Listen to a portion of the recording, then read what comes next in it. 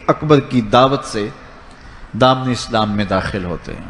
ان کے چچا نے انہیں کچی کھال میں لپیٹ کر کے دھونیاں دی کہ اسلام سے منحرف ہو جاؤ، لیکن حضرت عثمان بن عفان ڈٹے رہے اور استقامت کے ساتھ اسلام پر گامزن رہے، اور اللہ نے ان کو پھر جو شانیں دیں، حضرت آدم علیہ السلام سے لے کر حضور علیہ السلام کے دور تک کبھی ایسا نہیں ہوا کہ کسی کے نکاح میں کسی نبی کی 2 صاحبزادیاں آئی ہوں۔ یہ اعزاز صرف حضرت عثمان غنی کو نصیب ہوا رضی اللہ تعالی عنہ۔ حضور کی 2 شہزادیاں حضرت عثمان غنی کے نکاح میں آئیں، یکے بعد دیگرے، تو اس وجہ سے انہیں ذوالنورین، 2 نوروں والا کہا جاتا ہے۔ اللہ تعالیٰ نے حضرت عثمان غنی کے مال سے اس امت کو بہت تقویت عطا کی۔ تحریک اسلام کے لیے جن لوگوں نے مالی وسائل پیش کیے، ان میں نمایاں نام حضرت سیدنا عثمان غنی رضی اللہ تعالی عنہ کا ہے۔ آقا کریم علیہ الصلوۃ والسلام کے کہنے پہ انہوں نے جتنی ضرورت پڑی اتنا مال پیش کر دیا۔ غزوہ تبوک کا موقع آیا تو حضور نے تحریس دلائی، تو انہوں نے کہا حضور میں 300 اونٹ پیش کرتا ہوں ما ساز و سامان کے، تو حضور نے پھر تحریس دلائی تو پھر کھڑے ہو گئے، پھر تحریس دلائی تو پھر کھڑے ہو گئے، اور جو حضور کہتے رہے وہ پیش کرتے رہے۔ بیر روما کی کہانی آئی، جب مدینہ المنورہ میں ہجرت کر کے آئے تو مسلمانوں کے لیے کوئی میٹھا پانی دستیاب نہیں تھا۔ قریب ترین باغ بیر روما تھا، ایک یہودی کی ملکیت تھا، وہ مہنگے داموں دیتا اور مسلمانوں کی مجبوری سے اور زیادہ فائدہ حاصل کرتا۔ غریب مسلمان تھے، گھر بار چھوڑ کے گئے تھے، پانی بھی مول کا خریدے اور وہ بھی مہنگے داموں، پھر یہودی کے نخرے اس پہ الگ۔ حضور نے فرمایا کوئی ہے جو مسلمانوں کے لیے پانی کا انتظام کرے؟ عثمان رضی اللہ تعالیٰ عنہ نے عرض کی حضور یہ ذمہ داری میری ٹھہری۔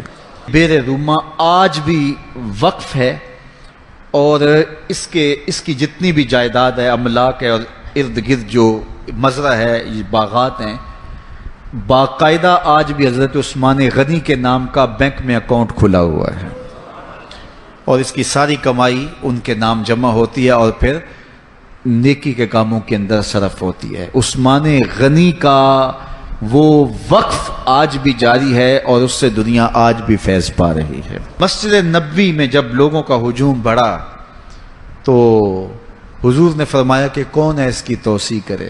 حضرت عثمان غنی نے کہا حضور یہ ذمہ داری میں اپنے ذمہ لیتا ہوں۔ تو راہ خدا میں خرچ کرنے کی بابت آئی تو عثمان کا انداز ہی نرالا تھا، اور پھر حیا جو ان کا ایک ایسی پہچان ہے کہ جو ان کی نمایاں شان ہے۔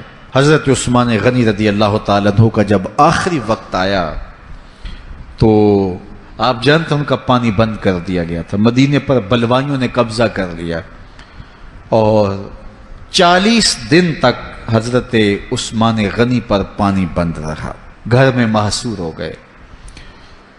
40ویں دن جس دن شہادت ہوتی ہے اس دن آپ نے سر انور باہر نکالا اور لوگوں سے کہا کہ لوگوں، جس وقت مسجد نبوی کی جگہ تنگ ہو گئی تھی اور رسول کریم نے کہا کوئی ہے جو مسجد نبوی کی توسیع کرے، تو کس نے توسیع کی تھی؟ تو کچھ لوگ موجود تھے، انہوں نے کہا کہ آپ نے کہا آج مجھے اس مسجد میں 2 نفل پڑھنے کی اجازت بھی نہیں ہے۔ پھر اس کے بعد آپ نے فرمایا لوگوں، جب مدینے والوں کو پانی نہیں مل رہا تھا اور مہاجرین کو یہودی مہنگے داموں پانی دے رہے تھے، تو کون تھا جس نے بیر روما خریدا اور وقف کیا رب کے نام پہ؟ تو لوگوں نے کہا عثمان آپ نے، تو کہا آج مجھے 2 گھونٹ اس کنویں سے دستیاب نہیں۔ اور پھر آپ نیچے آ گئے اور قرآن مجید کی تلاوت کرنے لگے، اور جب حضرت عثمان غنی کو شہید کیا گیا 40 دن پیاسا رکھنے کے بعد، تو اس وقت آپ قرآن مجید کی تلاوت کر رہے تھے اور آپ کا خون قرآن مجید کی اس آیت پہ گرا فَسَيَكْفِيكَهُمُ اللَّهُ، اور حضرت عثمان غنی شہید ہو گئے، امام مظلوم ظلمن آپ شہید کیے گئے۔ کل قیامت کے دن عثمان غنی تلاوت کرتے اٹھائے جائیں گے۔ اللہ تعالی حضرت عثمان غنی کی روح کی برکتیں ہمارے من میں اتار دے۔ عمومی طور پہ ہم یہ سمجھتے ہیں کہ جو شخص ہمیں نماز پڑھاتا ہے وہ امام ہے، اس میں کوئی شک نہیں ہے، اور مصلی کی امامت کو امامت کہا جاتا ہے۔ لیکن یہ بات ذہن میں رکھیں کہ منبر و محراب کی اس امامت کو امامت صغری کہا جاتا ہے۔ تخت و تاج کی جو امامت ہے وہ امامت کبریٰ کہلاتی ہے، بڑی امامت۔ امامت صغریٰ کے حاملین کی سستیاں قوموں کے اخلاق بگاڑتی ہیں اور قوموں کے عقائد میں خرابیاں پیدا کر دیتی ہیں، اور امامت کبریٰ کے حاملین کی سستیوں کے نتیجے میں قومیں من حیث القوم برباد ہو جاتی ہیں، اور قوموں کی معیشتیں تباہ ہو جاتی ہیں، اور ان کا معاشرتی سسٹم جو ہے وہ برباد ہو جاتا ہے، اور دشمن ان کے اوپر غالب ہو جاتا ہے، اور وہ مغلوبیت کی زندگی گزارنے پہ مجبور ہو جاتی ہیں۔ تو امامت صغریٰ ہو یا امامت کبریٰ ہو، جو سب سے زیادہ ضرورت ہوتی ہے وہ کردار پہ توجہ دینے کی ہوتی ہے، اور کردار کی چمک سے اللہ تعالیٰ ایسی روشنیاں پیدا کرتا ہے کہ پھر ظلمتیں دور ہو جاتی ہیں، اور معاشرتوں کا جو نظم و نسق ہے وہ ٹھیک ہونا شروع ہو جاتا ہے۔ اسلام ایک سادہ دین ہے، اور اس نے سادگی کا درس دیا ہے۔ وہ بندہ جس بھی منصب پہ ہے تو اس کو سادگی کی زندگی گزارنے کا حکم دیا گیا ہے، اور سادہ زندگی، بے تکلف زندگی ایک خوبصورت زندگی ہے، جس میں زندگی اپنے اصل روپ کے ساتھ ہو۔ اس وقت مجھے معاف کیجئے گا، منبر و محراب کے وارثین ہو یا صاحبان جبہ و دستار ہو، یا مسند نشین ہو اور خانقاہوں کے سجادہ نشین ہو، یا آیان اقتدار پہ بیٹھنے والے وزراء ہوں، یا مشیر ہوں، یا ہمارے حکمران لوگ ہوں، ان سارے لوگوں کی زندگی ایک مصنوعی زندگی بن کے رہ گئی ہے، اور سارا وقت اپنے جبہ و دستار کو سجانے کے لیے اور اپنے پروٹوکول اور اپنی تکریم اور اپنے اعزازات کے لیے صرف کر دیتے ہیں۔ اتنی توجہ انسان اپنے اندر کو سنوارنے کے لیے اور اپنے باطن کو ستھرائی کے لیے، اس کی پاکیزگی کے لیے گزار دے تو ظاہر جو ہے وہ میلا بھی ہوگا، اندر کی چمک چھن چھن کے باہر آئے گی۔ تو تخت و تاج کے وارثوں یا منبر و محراب کے وارثوں، ہمیں سب سے زیادہ ضرورت اپنے کردار کو سنوارنے کی ہوتی ہے، اور کردار کا سنور جانا ہی قوموں کی بہتری کی ضمانت ہوتا ہے۔ جن لوگوں نے بھی کوئی کام کیا تو یقیناً ان کی خلوتیں خوبصورت رہی ہیں۔ ایک زمانے میں ایک معروف بزرگ انتقال کر گئے، لیکن انہوں نے ایک وصیت کی مرتے ہوئے کہ میرا جنازہ وہ پڑھائے جس کی عصر کی سنتیں بھی قضا نہ ہوئی ہوں، جو کہ شرعی تاکید نہیں رکھتی لیکن اس کی وہ سنتیں بھی قضا نہ ہوئی ہوں۔ بڑے بڑے زاہد اور تہجد گزار اور شب زندہ دار دم بخود ہے کہ زندگی میں ایسی کوتاہیاں تو کبھی سرزد ہو جاتی ہیں، نہیں تو جوانی کے اندر تو بڑی سستیاں ہو جاتی ہیں۔ تو یہ اتنی کڑی شرط اور کون نبھائے گا؟ حضرت کا جنازہ پڑا ہے اور کوئی آگے بڑھنے کی ہمت نہیں کر رہا۔ جب جنازے کو دیر ہونے لگی اور لوگوں میں چیخ گوئیاں زیادہ شروع ہوئی تو سلطان شمس الدین التمش جو وقت کا حکمران ہے، آنکھوں میں آنسو ہیں تو آگے بڑھا اور مصلی پہ کھڑا ہو کے کہنے لگا مرنے والا مر گیا، ہمیں بے نقاب کر کے۔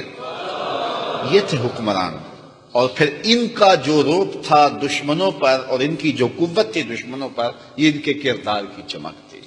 تو امامت صغریٰ ہو یا امامت کبریٰ ہو، مصلی کی امامت ہو یا تخت و تاج کی امامت ہو، ہمیں سب سے زیادہ توجہ اپنے کردار کی طرف دینا ہوتی ہے، اور جب ہمارا کردار خلوت میں خوبصورت ہو تو پھر ہماری جلوتوں کے اندر روب پیدا ہو جاتا ہے، ہمارے لہجوں کے اندر رس بھر جاتا ہے، ہماری آواز میں تاثیر پیدا ہو جاتی ہے، پھر ہمارا حکم ٹالا نہیں جاتا۔ یار پھر حکم انسان کیا ٹالے گا، پھر تو زمین بھی حکم نہیں ٹالتی، پھر تو پہاڑ بھی راستہ دے دیتے ہیں۔ جب زلزلہ آتا ہے تو حضرت عمر مدینے میں کھڑے ہیں تو زمین کانپنے لگی ہے تو درہ زمین پہ مارتے ہیں اور کہتے ہیں زمین ٹھہر جا، کیا عمر نے تیری چھاتی پہ عدل نہیں کیا ہے؟ تو زمین ٹھہر جاتی ہے۔ وہ کردار کی چمک تھی۔ اور ایک لونڈی رو رہی ہے مدینے کی گلی میں، حضرت عمر گزرتے ہیں تو پوچھا کہ تم کیوں رو رہی ہو؟ اس نے کہا کہ ٹھوکر لگی اور جو میں تیل لے کے آ رہی تھی وہ بہہ گیا اور زمین میں جذب ہو گیا. اب میری مالکہ بڑی سخت گیر ہے، تو جب اسے یہ پتہ چلے گا تو وہ میرے پر بہت زجر و توبیخ کرے گی. میں ڈرتی ہوئی گھر جانے سے گھبرا رہی ہوں. تو حضرت عمر نے درہ زمین پہ مارا اور زمین کو کہا، زمین کیا عمر نے تیرے پہ عدل نہیں کیا اور تو میرے ہوتے ہوئے ایک لونڈی کا تیل جذب کر جائے؟ تو زمین نے فوراً تیل اگل دیا، کہا اس کو اپنے برتن میں ڈال لو. تو یہ عمر تھے رضی اللہ تعالیٰ عنہ کہ زمین بھی حکم مانتی تھی. مکہ المکرمہ عزتوں کی آماج گاہ ہے، وقار کی تکیہ گاہ ہے اور مسند تکریم ہے. یہ ام القریٰ ہے، شہروں کی ماں ہے. اس شہر کو یہ عزت، یہ تکریم، یہ وقار کیوں نصیب ہوا؟ یہاں کعبۃ اللہ ہے، مقام ابراہیم ہے، چاہے زمزم ہے، صفا و مروہ ہے، مزدلفہ، منا اور عرفات ہیں، رکن یمانی ہے، رکن اسود اور رکن شامی ہے. یہاں حجر اسود نصب کیا گیا ہے، باب کعبہ ہے، سقف بیت اللہ ہے، میزاب رحمت ہے، مطاف ہے، حتیم ہے، مستجاب ہے، مستجار ہے، ملتزم ہے، قدم قدم پہ انوار کی برستی برکھا ہے. شاید اس لیے یہ شہر معزز ہے، شاید اس لیے یہ شہر معزز ہے، اس میں کوئی شک نہیں ہے. یہ سارے حوالے عظمت کے ہیں اور یہ اس شہر مکہ کی عظمت کا سبب اور ذریعہ ہیں. لیکن اس شہر کی عظمت کا سب سے بڑا حوالہ وَأَنْتَ حِلٌّ بِهَذَا الْبَلَدِ، محبوب اس شہر کی گلیاں تیرے قدموں کو چومتی رہی ہیں، اس شہر کی ہواؤں نے تیرے انفاس کی خوشبو سونگھی ہے. اس لیے مجھے شہر کی قسم کہ شہر میں تم رہتے ہو، یہ شہر تمہارا بسیرا رہا ہے. محبوب اس شہر میں تمہارے ڈیرے ہیں، اس لیے مجھے شہر کی قسم کہ یہاں آپ رہتے ہیں. تو شہر مکہ کی قسم کی، اور شہر مکہ عزتوں کا بہت بڑا ظرف ہوا. تو شہر مدینہ شہر خوباں، شہر جمال، شہر نور، شہر رحمت، مدینہ المنورہ عزتوں کی آماج گاہ اس لیے بنا کہ یہاں حضور نے آ کے ڈیرا لگایا اور ان کے وجود کی برکت سے یہ شہر عزت کے اس مقام پہ پہنچا کہ دنیا کا کوئی شہر اس کی عظمتوں کو چھو نہیں سکتا، اس لیے کہ اس شہر کو نسبت ہے رسول کریم صلی اللہ علیہ وسلم سے. 8 ہجری میں مکہ فتح ہو گیا اور حضور فتح مکہ کے بعد واپس مکے پلٹ جاتے. میاں جس وجہ سے میں آیا تھا وہ وجہ ہٹ گئی ہے، اب مکہ فتح ہو گیا ہے تو میں واپس چلتا ہوں. لیکن نہیں، حضور علیہ الصلوۃ والسلام رک گئے اور آقا کریم علیہ الصلوۃ والسلام نے ہمیشہ اس شہر کے ساتھ وفا کا جو ربط و رشتہ تھا وہ نبھایا، حتیٰ کہ حضور کی تربت نور اور حضور کی قبر انور بھی اس شہر منور میں بنی. تو یہ شہر اب عزتوں کا وہ ظرف قرار پایا اور وہ مقام رفیع بنا کہ علماء فرماتے ہیں کہ کائنات میں سب سے افضل کوئی شہر ہے تو وہ شہر مدینہ ہے. علماء کے مابین اس بات میں اختلاف پیدا ہے کہ مکہ المکرمہ افضل ہے یا مدینہ النبی افضل ہے. یہ ایک علمی اختلاف ہے، بعض نے کہا کہ مکہ افضل، بعض نے کہا مدینہ افضل. دونوں جانب سے دلائل موجود ہیں، لیکن شیخ عبدالحق محدث دہلوی فرماتے ہیں جب حضور مکے میں تھے تو مکہ افضل تھا، جب مدینے میں آ گئے تو مدینہ افضل ہو گیا. جدھر جدھر سے وہ گزرتے رہے مجد و شرف بھی پیچھے پیچھے رہا. اللہ اکبر. تو عزتوں کی آماج گاہ بنا اور برکتوں کی آماج گاہ بنا، اور یہ وہ شہر نور ہے جس میں 70,000 فرشتے صبح کو حاضر ہوتے ہیں، 70,000 فرشتے شام کو حاضر ہوتے ہیں اور حضور کی بارگاہ میں سلام پیش کرتے ہیں. اور جو ایک بار آتا ہے پھر قیامت تک اس کو آنے کا موقع نصیب نہیں ہوتا. یہ تو حضور کے غلام ہیں جو بار بار بلائے جاتے ہیں، ورنہ اس شہر میں جانا یہ خوش نصیب لوگوں کا مقصوم ہے. اور حضرت امام مالک کا مسلک دیکھیے، امام شافعی، امام احمد بن حنبل اور امام اعظم ابو حنیفہ علیہم الرضوان فرماتے ہیں کہ اگر کوئی شخص حضور کے روضے پہ جائے تو واپس آ کے کہے کہ میں حضور کے روضے سے ہو کے آیا ہوں، اور جا رہا ہو تو کہے کہ میں حضور علیہ السلام کے روضے پہ حاضری کے لیے جا رہا ہوں۔ لیکن امام مالک امام دار الہجرہ فرماتے ہیں اگر کوئی شخص حضور کے روضے پہ جائے یا حضور کے روضے سے آئے تو یہ نہ کہے کہ میں حضور کے روضے سے آیا ہوں، وہ کہے میں حضور سے مل کے آیا ہوں، میں حضور کو دیکھ کے آیا ہوں، میں حضور کو مل کے آیا ہوں۔ اس لیے کہ حضور فرمایا جس نے میرے وصال کے بعد میری قبر کی زیارت کی وہ ایسے ہے جس طرح اس نے میری زندگی میں میری زیارت کی، اور یہ بھی فرمایا جس نے میری قبر کی زیارت کی اللہ اکبر اس کے اوپر میری شفاعت واجب ہو گئی، من زار قبری واجبت لہو شفاعتی، اس کے اوپر میری شفاعت لازم ہو گئی۔ تو اس قبر نور کو دیکھنے سے حضور کی شفاعت کا بندہ حقدار بن جاتا ہے اور اللہ کی خاص رحمتوں سے مالا مال کر دیا جاتا ہے۔ تو یہ شہر نور عقیدتوں کا مرکز ہے، یہاں سائلوں کی جھولی بھرتی ہے، اور امام مالک نے کتنا خوبصورت فتویٰ دیا کہ یہ نہ کہو کہ میں روضے کو دیکھ کے آیا ہوں، میں جالیوں کو دیکھا ہے، میں ممبر و محراب اور در کو دیکھ کے آیا ہوں، کہا میں حضور سے مل کے آیا ہوں۔ اور پردہ جو دیوار کا ہے اور جالیوں کا ہے وہ ہمارے لیے ہے، ادھر سے پردہ نہیں ہے، وہ آنے والے کو دیکھ رہے ہیں، اس کی کیفیت قلب کو دیکھ رہے ہیں، کون کس جذبے سے آیا ہے۔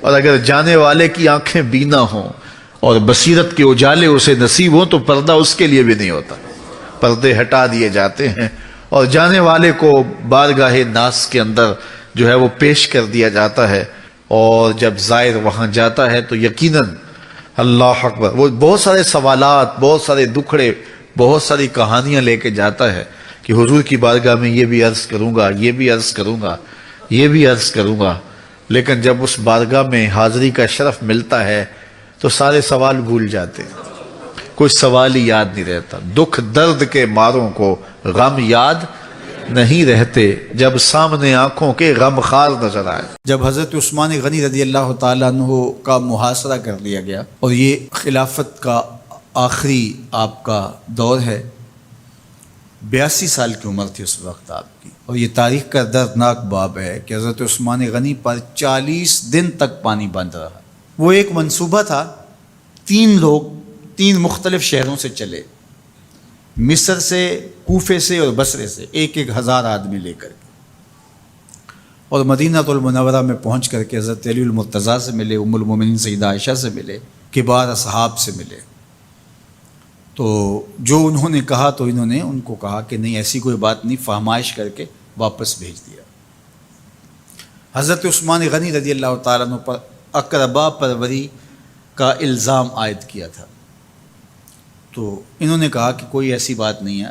پھر یہ تھا کہ آپ نے کم عمر گورنر، کم عمر لوگ مقرر کیے، تو حضرت عثمان نے کہا کہ حضرت اسامہ بھی تو کم عمر تھے، حضور نے ان کو اگر مقرر کیا ہے تو یہ تو مثال ہمارے سامنے موجود ہے، لیکن یہ ایک منصوبہ تھا، اس منصوبے کے تحت یہ 3 جگہوں سے لوگ آئے تھے، وہ 3 دن کی مسافت کے بعد پھر تینوں واپس آ گئے۔ تو یہ ایک سوالیہ نشان ہے کہ تینوں کیوں واپس آ گئے، کوئی ایک تو نہ آتا نا، تو یہ سب طے شدہ منصوبہ تھا۔ اور پھر انہوں نے مدینہ المنورہ کو گھیر لیا، اور جس طرح سے بلوائیوں نے حالات پیدا کر دیے، سیدنا علی المرتضیٰ رضی اللہ تعالیٰ عنہ تو شہر مدینہ سے باہر تشریف لے گئے تھے، اور اپنے بیٹوں امام حسن اور امام حسین رضی اللہ تعالیٰ عنہ کو حضرت عثمان غنی کے دروازے پر مقرر کیا تھا کہ ان کو ضرر نہ پہنچنے دینا۔ اب 700 صحابہ اجازت طلب کر رہے ہیں کہ آپ ان بلوائیوں سے نپٹنے کا میں جو ہے وہ اجازت نامہ مرحمت کریں، اور بہت سارے لوگ تو حج پہ جا چکے ہیں، 18 ذی الحج کا واقعہ ہے جب آپ کی شہادت ہوتی ہے، تو وہ حج پہ جا چکے ہیں، تو جو یہاں موجود ہیں وہ اجازت طلب کر رہے ہیں، لیکن حضرت عثمان غنی رضی اللہ تعالیٰ عنہ نے کہا کہ نہیں، میں ایسی اجازت نہیں دوں گا، رسول اللہ صلی اللہ علیہ وسلم کا حرم شہر مدینہ لوگوں کے خون سے لالازار ہو، یہ میں اس کو گوارا نہیں کرتا۔ افواج موجود ہیں، اور دنیا کی تاریخ میں آپ کو ایسا نہیں ملے گا کہ اتنی بڑی حکومت کسی کے پاس ہو اور وہ خود گھیر لیا جائے، اس کا پانی بھی بند ہو جائے، اور وہ حکم دے کہ نہیں میرے لیے آپ ایک قطرہ بھی خون نہیں بہائیں گے، بلکہ آپ کے غلاموں نے جب تلواریں اٹھا لی تو آپ نے فرمایا کہ میرا حکم ہے کہ تم تلواریں نیچے رکھو، بلکہ میں تمہیں یہ آفر دیتا ہوں کہ جو غلام لڑے گا نہیں اور یہ میرے سے عہد کرتا ہے وہ آزاد ہے۔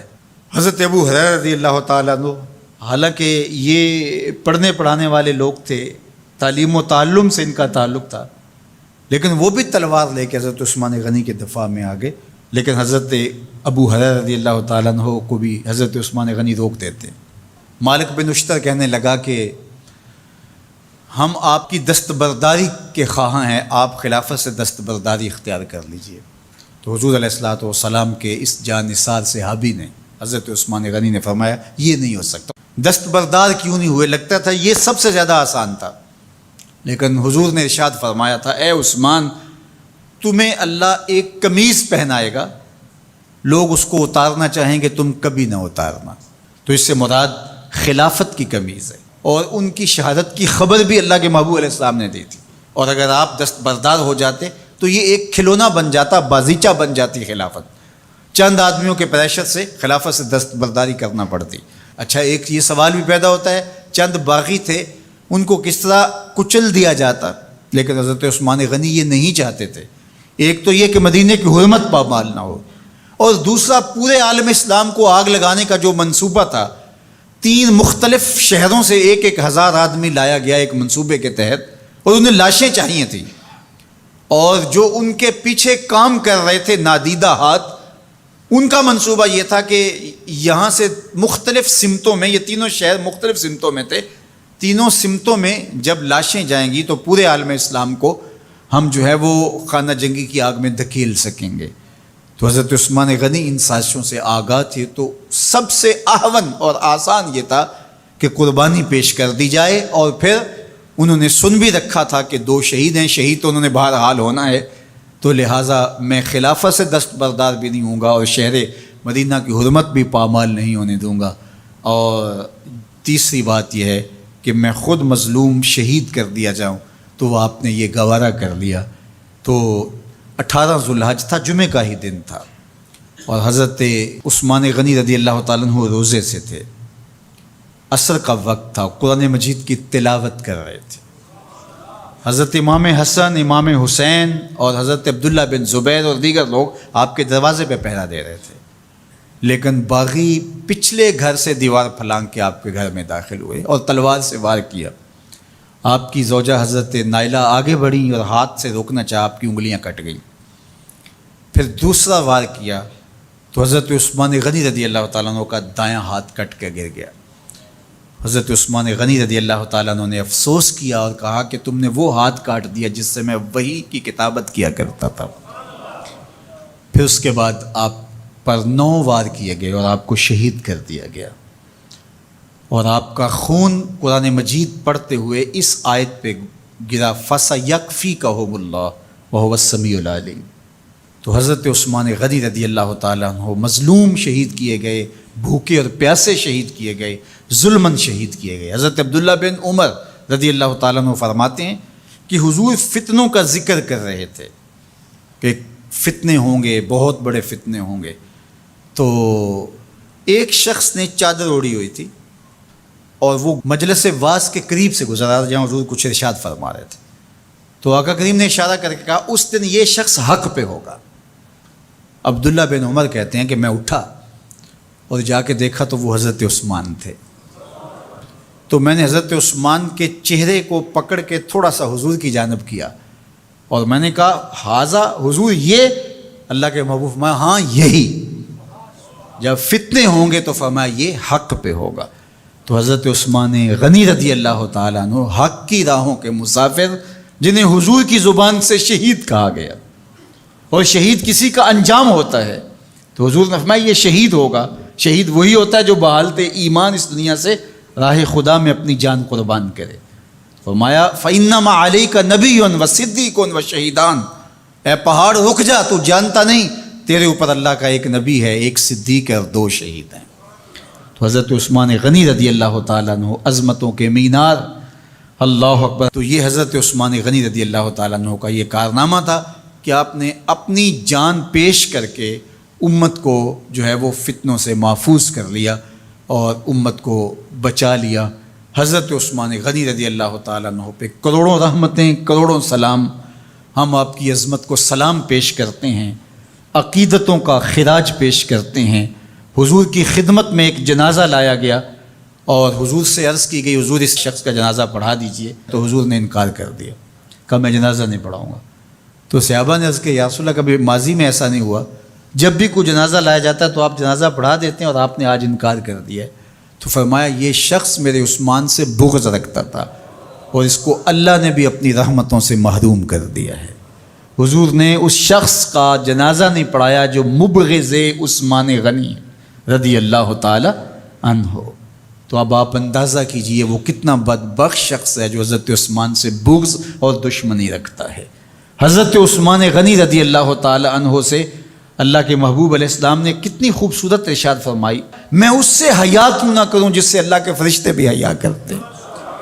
یعنی عثمان غنی وہ ہیں جس سے اللہ کے فرشتے بھی حیا کرتے ہیں، اور جو عثمان غنی کا حیا نہیں کرتا اس سے بڑا بے حیا کون ہو سکتا ہے.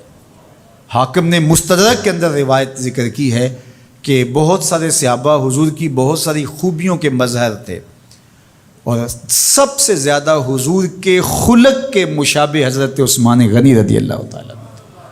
اور خلق میں سب سے اونچا درجہ حیا کا ہوتا ہے، تو حضرت عثمان غنی رضی اللہ تعالیٰ عنہ حیا کے اس مقام پہ فائز المرام تھے جو انہی کا مقصوم تھا. اللہ ہمیں حضور کے اہل بیت، حضور کے اصحاب، بلکہ حضور کے در کی مٹی کی تعظیم بھی نصیب کرے. اقبال نے کہا تھا خاک طیبہ از دو عالم خوش ترست، آن خنک شہرے کے آنجا دل برست. ہمیں تو طیبہ کی مٹی بھی اچھی لگتی ہے اس لیے کہ وہاں محبوب جو رہتے ہیں. تو محبت تو اس چیز کی متقاضی ہوتی ہے، محبوب کی راہوں کو بھی سلامی پیش کی جائے.